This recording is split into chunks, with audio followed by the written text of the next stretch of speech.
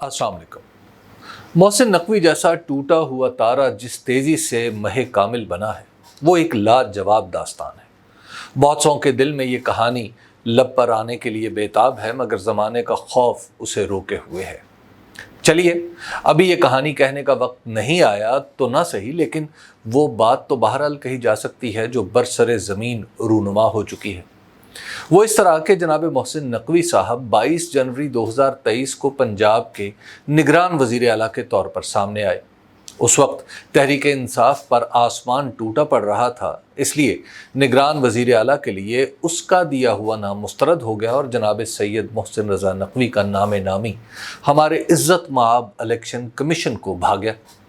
हो सकता है इस बात पर किसी को एतराज़ हो, तो यूँ कह लीजिए कि कम अज़ कम किताब के मुताबिक तो इलेक्शन कमीशन ही यक्का व तन्हा उन्हें निगरान वज़ीर आला पंजाब बनाने का ज़िम्मेदार ठहरता है।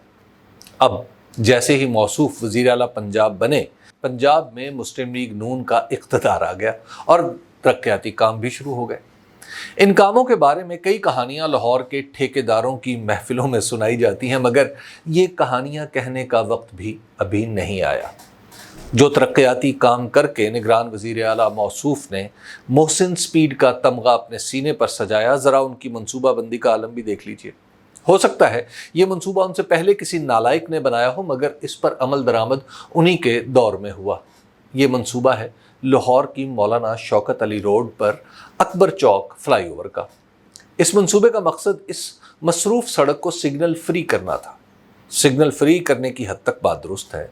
इसके लिए तरीक़ाकार ये है कि जहाँ दो सड़कें एक दूसरे को काट रही हों, उनमें से एक सड़क रवां रखी जाती है और दूसरी सड़क से आने वाला ट्रैफिक बाईं तरफ घूमकर और यू टर्न लेकर सीधा चला जाता है। ये तरीका आसान भी है और कम खर्च भी। चूँकि सैयद मोहसिन रज़ा नकवी के दौरे निगरानी में पंजाब के पास ज़ाया करने को बहुत सा पैसा था, इसलिए आसान और कम खर्च तरीका इख्तियार नहीं किया गया, बल्कि मौलाना शौकत अली रोड पर एक फ़्लाईओवर भी बनाया गया।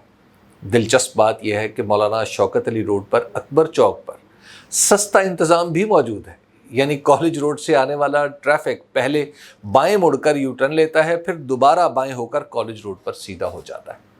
ये समझना दुश्वार है कि जब ये कर लिया था तो फ्लाईओवर पर 3 अरब रुपए खर्च करने की ज़रूरत क्या थी। ज़ाहिर है इस सवाल के जवाब में नालायक की हमाकत, बदनुमानी या तावील सभी कुछ हो सकता है। फ़िलहाल ये सवाल सैयद मोहसिन रज़ा नकवी से नहीं पूछा जा सकता, क्योंकि उनकी ताकत किसी को भी खौफज़दा कर देने के लिए काफ़ी है। सैयद मोहसिन रज़ा नकवी जब निगरान वज़ीर आला थे तो उन्होंने पाकिस्तान क्रिकेट बोर्ड का इलेक्शन लड़ा और उसके चेयरमैन मुंतखब हो गए। जनाब नकवी का क्रिकेट बोर्ड का सरबराह बनना कितना ज़रूरी था, इसका अंदाज़ा यूँ लगाइए कि उनके लिए जगह खाली करने के लिए चौधरी ज़का अशरफ को इस ओहदे से हटाना पड़ा। चौधरी ज़का अशरफ को चेयरमैन पीसीबी लगाने के लिए जनाब आसिफ अली ज़रदारी को नवाज़ शरीफ साहब से कहकर नजम सेठी साहब को हटाना पड़ा। जब मोहसिन नकवी साहब को चेयरमैन लगाना था तो उस वक्त भी किसी ने आसिफ अली ज़रदारी को कहा और उनके हुक्म पर ही चौधरी ज़का अशरफ ने अपने ओहदे से इस्तीफ़ा दिया।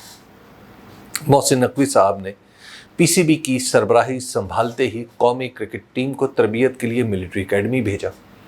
गालिबन कुछ कुश्ते वगैरह भी खिलाड़ियों को खिलाए होंगे। मबलग नतीजा इन कारिस्तानियों का ये निकला कि हमारी क्रिकेट टीम ने अमेरिका में निहायत भद्दी कार्रवाई का मुजाहरा किया, बदतरीन अंदाज में हारी और उन टीमों से भी हारी जिनके बेशतर खिलाड़ी जुज़ वक्ती तौर पर क्रिकेट खेलते हैं। चलिए, मान लिया जनाब नकवी का चेयरमैन पीसीबी बन जाना ठीक था, तो क्या उन्हें सब कुछ बर्बाद करने का ठेका भी दिया गया है? उनसे कोई तो ये पूछे कि जनाब आली, आपने पाकिस्तान की क्रिकेट टीम का जो हशर किया है, आलमी सतह पर मुल्क की जो भद उड़ाई है, जिस तरह हमारी क्रिकेट आलमी मजाक बनी है, ये महज हादसे थे या जनाब आली की नाअहलियत का भी कोई अमल दखल है? अगर ओलंपिक में पाकिस्तान की बुरी कारकर्दगी के बाद एक साबिक जनरल साहब जवाबदेह हो सकते हैं, तो मोहसिन नकवी क्या है जो उनसे कुछ पूछा नहीं जा सकता? पाकिस्तान के दस्तूर के मुताबिक निगरान वज़ीर आज़म या निगरान वज़ीर आला 90 दिन से कम मुद्दत के लिए मुकर्रर होते हैं।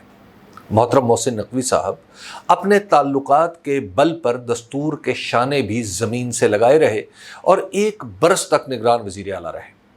ان کی طاقت نہ جانے کیا تھی کہ ان کا دور نگرانی اصل والوں پر بھاری ہے۔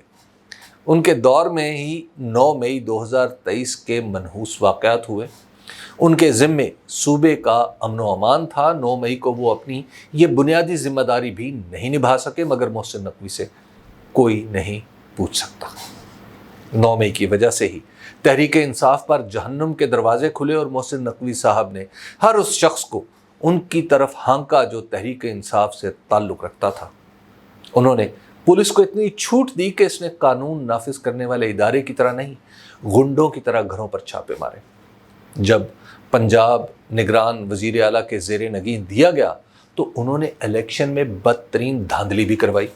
انہی کے گھر پر اقتدار کی بندر بانٹ ہوئی اور پھر پنجاب کا امن و امان تباہ کرنے کے بعد انہی کو وزیر داخلہ بنا کر ملک بھر کا امن و امان سونپ دیا گیا۔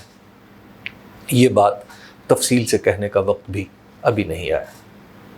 پاکستان میں دہشت گردی وفاقی مسئلہ ہے اور وفاقی وزارت داخلہ دہشت گردی روکنے کی ذمہ دار ہے۔ جب سے جناب محسن نقوی وزیر داخلہ ہوئے ہیں اس وقت سے جنوبی خیبر پختونخوا اور بلوچستان میں دہشت گردوں کی وجہ سے خوف پھیلا ہوا ہے۔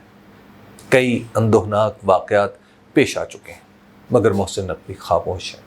یہ ایک نازک معاملہ ہے، اس کے بارے میں وزیر داخلہ کو پوچھنا عام حالات میں بھی مشکل ہے، چہ جائے کہ محسن نقوی جیسے کوئی صاحب وزیر داخلہ ہو۔ آزاد کشمیر میں پھیلی بے چینی کے بارے میں بھی ان سے کوئی نہیں پوچھ سکتا، بلکہ یوں کہیے کہ محسن نقوی سے کوئی بھی کچھ نہیں پوچھ سکتا۔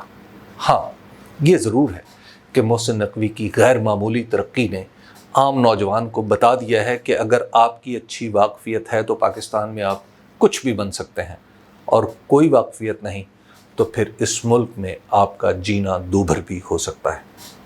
لوگ بزبان خاموشی ہی یہ پیغام سمجھ چکے ہیں، اس لیے جس کا بس چلتا ہے وہ کانوں کو ہاتھ لگاتے ہوئے پاکستان چھوڑ جاتا ہے۔ شکریہ۔